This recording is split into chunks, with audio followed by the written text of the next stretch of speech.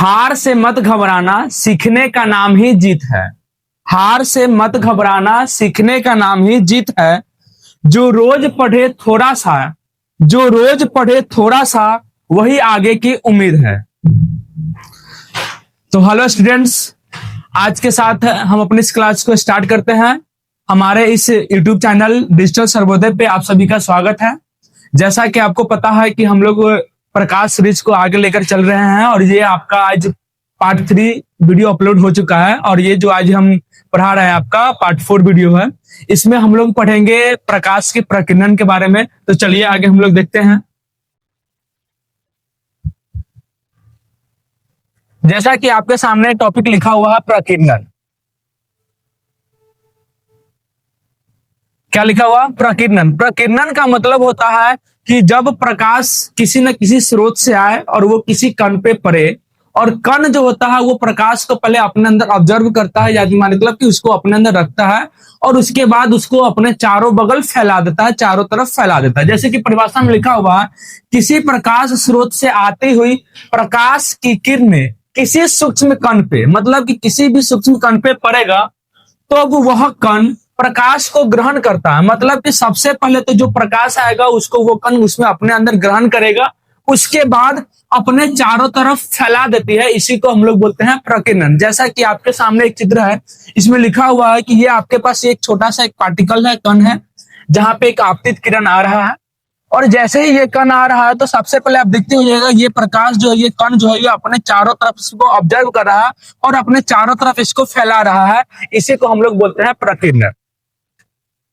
इसके आगे हम लोग देखेंगे नेक्स्ट स्लाइड पे कि आपके सामने दिख रहा होगा कि ये प्रतिबिंब। ये प्रतिबिंब क्या होता है? प्रतिबिंब कहने का मतलब ये हुआ कि किसी भी बिंदु स्रोत से जब प्रकाश किरण आती है तो वो कोई सतह पे पड़ती है या पड़ते ही हमको दिखाई देती है, तब उसको हम प्रतिबिंब कहते हैं। जैसा कि परिभाषा में लिखा हुआ है, किसी बिंदु स्रोत से आते हुई प्रकाश की किरण, मतलब कि कहीं ना कहीं एक स्रोत होगा जहां से हमें प्रकाश आती नजर आए, मतलब कोई ना कोई स्रोत होगा, एज ए सन है या विद्युत बल्ब की बात करें तो ये विद्युत का प्रकाश स्रोत है, यहाँ से प्रकाश आता है। आने के बाद वो दर्पण से परावर्तन के बाद, मतलब कि अगर किसी भी दर्पण पे वो पड़ता है तो वहां से वो रिफ्लेक्ट होता है, परावर्तित होता है, परावर्तन होता है, तब किसी बिंदु पर मिलती है या मिलती हुई प्रतीत होता है, या तो वहां पे पूरा मिलेगा और नहीं तो मिलते हुए आपको प्रतीत होगा, तब हम लोग उसको बोलते हैं प्रतिबिंब। अब आगे हम लोग देखेंगे कि प्रतिबिंब के प्रकार कितने होते हैं। तो आगे आपके सामने दिख रहा होगा यहाँ पे कि प्रतिबिंब के प्रकार। तो यहाँ पे जैसे ही आप देखिएगा प्रतिबिंब के प्रकार जो होता है वो 2 प्रकार के प्रतिबिंब होता है। एक आपका है वास्तविक प्रतिबिंब, जिसको इंग्लिश में हम लोग रियल रिफ्लेक्शन बोलते हैं, और दूसरा जो आपके पास प्रतिबिंब है वो आभासी प्रतिबिंब है, जिसको हम लोग वर्चुअल रिफ्लेक्शन बोलते हैं। आगे अब इन दोनों प्रतिबिंबों को हम विस्तार से समझेंगे।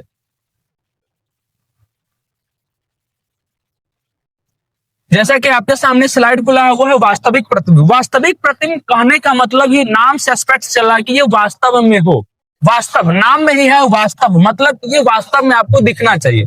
चलिए देखते हैं परिभाषा। परिभाषा बोलता है किसी बिंदु स्रोत से आती हुई प्रकाश की किरण, मतलब कि पहले ही बताते कि जब तक प्रकाश की किरण कहीं ना कहीं से नहीं आएगा वो आपको कोई भी वस्तु दिखाई नहीं देगा। तो प्रकाश की किरण जैसे आया और परावर्तन के बाद जिस बिंदु पर वास्तव में मिलता है, जैसे कि परिभाषा में आपको बताते हैं कि वास्तविक का मतलब होता है रियल में ही आपको दिखना चाहिए। तो डिफिनेशन वही बोलता है बिंदु पर वास्तव में मिलता हो, तब जो बिंदु स्रोत होगा उसको हम लोग बोलते हैं वास्तविक प्रतिबिंब। क्या बोलते हैं? वास्तविक प्रतिबिंब। आगे देखेंगे वास्तविक प्रतिबिंब के बारे में और सी बातें। तो वास्तविक प्रतिबिंब जो होता है वस्तु की अपेक्षा हमेशा उल्टा होता है, मतलब कि जहां भी आपको वस्तु वास्तविक प्रतिबिंब बनाना हो और वास्तविक प्रतिबिंब में आप देखिएगा तो इसका जो प्रतिबिंब बनता है वो वस्तु के साइज से हमेशा छोटा बनता है। यहाँ पर लिखा हुआ है कि हमेशा उल्टा बनता है। क्या बनता है? उल्टा बनता है। आगे है कि वास्तविक प्रतिबिंब जो होता है उसको आप पर्दे पर प्राप्त कर सकते हैं, मतलब कि अगर कोई आपको पर्दा उर्दा लेना है तो उस पर आप वास्तविक प्रतिबिंब को आप आसानी से देख सकते हैं। जैसे कि उदाहरण में आप लोग देखते हुएगा सिनेमा हॉल में, जैसे ही आप सिनेमा हॉल में किसी भी मूवी को देखने जाइएगा तो आपके सामने एक बड़ा सा पर्दा लगा होता है और साइड में देखिएगा एक प्रकाश की किरण वहां पे आती है और वो मूवी चलना स्टार्ट हो जाता है। तो वहां पे हम लोग जो हॉल करते हैं वो वास्तविक प्रतिबिंब आपका होता है। उसके बाद जो कैमरा का सेंसर होता है ना, उस पे भी जो प्रतिबिंब बनता है उसको देखिएगा तो वो वहां पे उल्टा बनता है। वहां पर भी कौन सा प्रतिबिंब होता है? आपका वास्तविक प्रतिबिंब होता है। इसके आगे जो दूसरा मेरे पास है वो आपका है आभासी प्रतिबिंब। तो देखिए आभासी नाम से ही लग रहा है कि आपको आभास होगा, मतलब आपको अनुभव कराएगा, महसूस कराएगा कि ये है, वो सच्चे में होता नहीं है, आभास कराता है। और नाम ही है आभासी प्रतिबिंब। बोलता डिफिनेशन भी है कि किसी बिंदु स्रोत से आती हुई प्रकाश की किरण परावर्तन के बाद जिस बिंदु पर मिलती हुई प्रतीत होती है, मतलब ये वास्तव में नहीं मिलेगा, ये रियल में होता नहीं है, बस आपको महसूस होगा कि हाँ वहां पे ये चीज है, वो कहलाता है आपका आभासी प्रतिबिंब। जैसे कि आप आभासी प्रतिबिंब के आगे बारे में देखिएगा, तो आभासी प्रतिबिंब जो होता है वस्तु की अपेक्षा सीधा होता है। मतलब कि आभासी प्रतिबिंब अगर बनता है तो वो टेढ़ा नहीं होता है, छोटा नहीं होता, वो आपका सीधा बनता है। मतलब वस्तु अगर सीधा है तो उसका प्रतिबिंब जो बनेगा वो सीधा बनता है। आगे है कि वास्तविक प्रतिबिंब अगर कहीं पे हम लोग देखते हैं तो वास्तविक प्रतिबिंब को हम लोग पर्दे पर प्राप्त कर सकते थे, लेकिन ये जो आभासी प्रतिबिंब होता है उसको हम पर्दे पर प्राप्त नहीं कर सकते। यहाँ लिखा हुआ है कि इसे पर्दे पर प्राप्त नहीं किया जा सकता है। मतलब जिसे पर्दे पर प्राप्त कर सकते हैं वो वास्तविक प्रतिबिंब, और जिसे पर्दे पर प्राप्त नहीं करेंगे वो आपका आभासी प्रतिबिंब कहलाएगा। चलिए इसके आगे देखते हैं हम लोग। आगे हम लोग देखेंगे चिन्ह परिपाटी। ये चिन्ह परिपाटी जो होता है किसी भी दर्पण और लेंस में अगर आप प्रकाश के प्रवर्तन पढ़िएगा या अपवर्तन पढ़िएगा, उसमें चिन्ह परिपाटी बहुत ही चीज है। ये चिन्ह परिपाटी बोलता है कि अगर कोई भी दर्पण है और दर्पण में जो वस्तु और वस्तु में जो मतलब किसी भी दर्पण के सामने जो प्रतिबिंब बनता है ना, तो वस्तु का दूरी और प्रतिबिंब का जो दूरी होता है उसी को निर्धारण के लिए जो पद्धति होता है उसी को हम लोग बोलते हैं चिन्ह परिपाटी। इसी डिफिनेशन देखते हैं।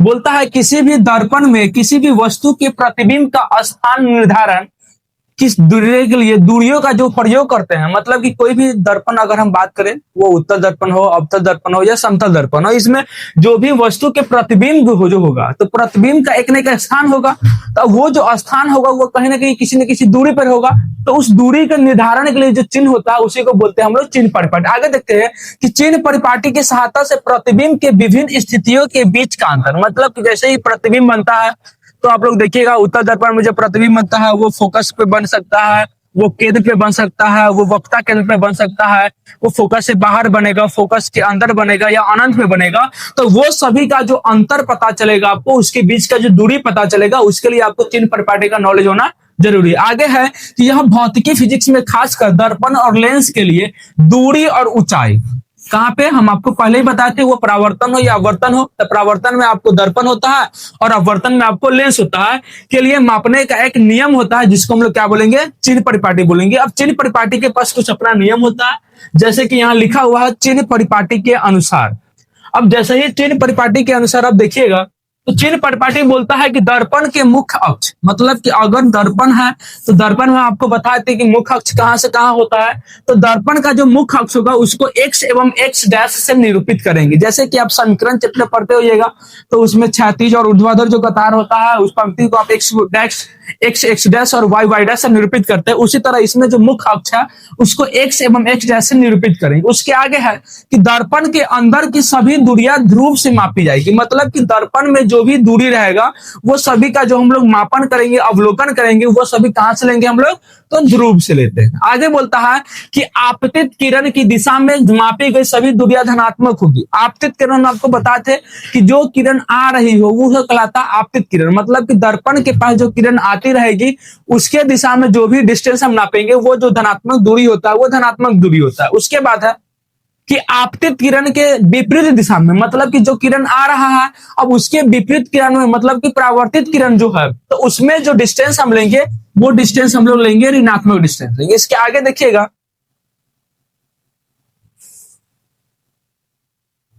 इसके आगे लिखा हुआ है कि दर्पण के अक्ष अर्थात x डैश के ऊपर, मतलब कि दर्पण में हम आपको पहले ही बताते जैसे कि मान लीजिए ये आपका x है और ये आपका x डैश है ना, और ये आपका इधर y होगा और ये आपका y डैश होगा। तो यहाँ बोल रहा है कि दर्पण के अक्ष, मतलब और दर्पण का जो आपका अक्ष है वो ये वाला अक्ष है, तो इसके ऊपर का जो लंबवत जो ऊपर की जो दूरी होगा, मतलब ये जो ऊपर का जो डिस्टेंस आप नापिएगा वो सभी जो डिस्टेंस होगा, दूरी होगा, वो कैसा होगा, धनात्मक होगा। और इसके नीचे का जो आप डिस्टेंस नापिएगा, ये वाला जो भाग नापिएगा वो आपका सभी ऋणात्मक होगा। जैसे यहाँ लिखा हुआ है दर्पण के अक्ष अर्थात x एवं x डैश के लंबवत नीचे की सभी दूरी ऋणात्मक होती है, मतलब जो नीचे लेंगे वो दूरी कैसा होगा, ऋणात्मक होगा। जैसे कि हम आपको एक बड़े से डायग्राम में बताते हैं कि देखिए यहाँ पे आपके सामने एक दर्पण दिख रहा होगा और ये दर्पण पे हमने आपको बताया है कि इधर से जो भी रे आएगा वो आपतित किरण आता है।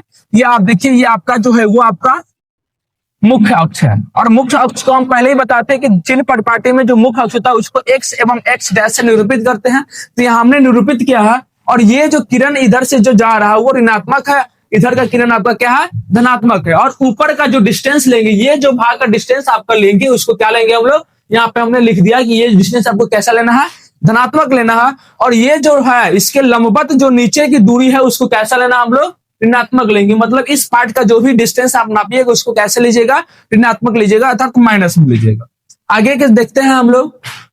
आगे हम लोग के पास से टॉपिक आवर्धन। आवर्धन बोलता है कि जैसे दर्पण है, दर्पण के सामने आप कोई वस्तु रख दी है, तो जो वस्तु है आपका बिंब है और उसका जो उसमें परछाई बनेगा दर्पण में, जो प्रतिबिंब दिखाई देता है उसको प्रतिबिंब बोलते हैं। तो बोलता है प्रतिबिंब की ऊंचाई एवं बिंब की ऊंचाई दोनों का जो ऊंचाई होगा उसका जब आप अनुपात निकालिएगा तो उसी को हम लोग आवर्धन कहते हैं। और आवर्धन को एम से सूचित करते हैं। किसे सूचित करते हैं, एम से सूचित करते हैं। और यहाँ पे लिखा हुआ आवर्धन का फॉर्मूला प्रतिबिंब की ऊंचाई बटा में बिंब की ऊंचाई, मतलब कि जो दर्पण में बटा उसका ऊंचाई और जो आपके सामने रियल वस्तु है उसका ऊंचाई। और प्रतिबिंब की ऊंचाई जो होता है एच होता है उसको एच डैश बोलते हैं और बिंब की ऊंचाई को एच बोलते हैं। ये आपका आवर्धन हो गया। ये आगे आपका ये प्रकाश के परावर्तन जो क्लास 10th में है उसका ये लास्ट टॉपिक बचता है दर्पण सूत्र। जैसे कि आपके सामने दिख रहा होगा दर्पण सूत्र, है ना। ये दर्पण सूत्र जो होता है, दर्पण सूत्र हम लोग देखेंगे तो गोलीय दर्पण के लिए जो भी दर्पण सूत्र में हम लोग देखेंगे उसमें वस्तु की जो दूरी होता है उसको हम लोग यू लेते हैं। और दर्पण में जो बिंब बन रहा है उसको प्रतिबिंब बोलते हैं और प्रतिबिंब की दूरी को भी लेते हैं। और फोकस दूरी को हमेशा एफ से निरूपित किया जाता है। तो संबंध में जो सूत्र होता है उसी को हम लोग बोलते हैं दर्पण सूत्र। जैसे कि दर्पण सूत्र की बात किया जाए तो वो क्या होता है, 1/v प्लस 1/u बराबर 1/f। अगर इसमें फोकस की बात करें तो फोकस जो होता है वो त्रिज्या का आधा होता है, इसलिए हम लोग लिखते हैं फॉर्मूला में f बराबर r/2। अब अगर इसी फॉर्मूला को जैसे ही यहाँ पे f का जो मान है 1/f है तो f जो होता है वो r/2 होता है। इसी को हम लिख सकते हैं 1/v प्लस 1/u बराबर 1/f, मतलब कि 2/r। ये आपका दर्पण सूत्र हो गया। इसी के साथ आज का ये क्लास खत्म होता है। और आपका जो क्लास 10th का जो सिलेबस है उसमें जो प्रकाश का परावर्तन हो वो पूरा यहाँ पे फिनिश हो जाता है। इसमें अगर आपको कोई भी टॉपिक समझ में नहीं आया हो तो आप हमको कमेंट कर सकते हैं। और अगर आप चाहते हैं कि ये सभी क्लासेस का आपको वीडियो, आपको पीडीएफ मिले तो हमारे टेलीग्राम चैनल जो कि डिजिटल सर्वोदय से ही चलता है वहां पे आप हमें कमेंट करें, वहां पे आपको जो पीडीएफ ये है वो आपको प्रोवाइड कर दिया जाएगा। इसी के साथ जय हिंद एंड थैंक यू।